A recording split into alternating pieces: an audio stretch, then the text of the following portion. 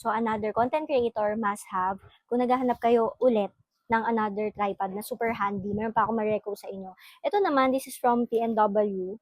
Color white naman yung pinili ko kasi di ba meron akong another brand na color black. So yan, white naman. Ang linis tingnan ng white. And ang kagandahan sa TNW, meron siyang parang pa-keychain dyan. So pwede nyo talaga siyang isabit sa mga bags nyo. Ayan, pag meron kayong mga biglaang shoot, magagamit nyo siya. I must say, in fairness, matibay yung hook niya. Gandang-ganda talaga ako kasi ang linis tingnan kasi ng white. So ayan siya, na-adjust naman siya dito. Like ganyan. And then, meron siyang lock. So, hindi nyo siya agad-agad maitataas ng ganun. So, luluwagan nyo muna na ganyan. And then, ilalock nyo ulit siya.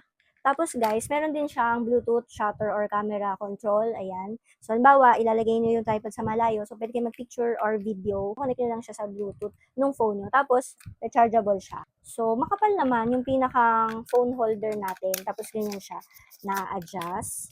Tapos, prepare nyo to para ma-open nyo siya na ganyan. Ayan. Super cutie niya, as in super handy. Pag halimbawa gumagawa kayo ng mga mukbang sa mga resto, kasyang-kasya to sa table nyo. Kasi di ba pag malalaking tripod, ang laki naman ng sakop nun. So ito, maliit lang, hindi masyado skandalosa, hindi masyado mahalata na nagbi-video ka kasi ganyan nga lang siya. Sobrang liit, sobrang cutie. Tapos halimbawa, lalagay nyo yung phone nyo, ayan, madali lang, lagay nyo lang na ganyan.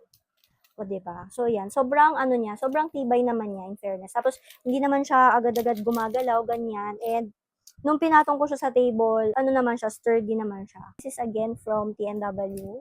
Lalagay ko siya dyan sa yellow basket if ever gusto niyo rin ng ganito. Kung ano kayo, kung solo traveler kayo, ganyan, kailangan nyo may mga tripod kayo for pictures and videos, for memories, or for content creation, pwedeng-pwede talaga to. Yan, again, ganyan lang siya kaliit talaga. Kaya yun, ngayon, hindi siya mawawala sa bag ko kasi pag may kailangang i-shoot, so yan, ready na. Meron na tayong tripod. So, hindi siya nakaka-consume ng space sa loob ng bag niya. By the way, segue lang, ang ganda ng bag ko guys. Comment down below kung gusto niyo malaman kung saan nabibili. Yan siya. Ang dami nitong pwede ilagay, kasi ang dami niyang laman, pero hindi siya ganun kalakihan.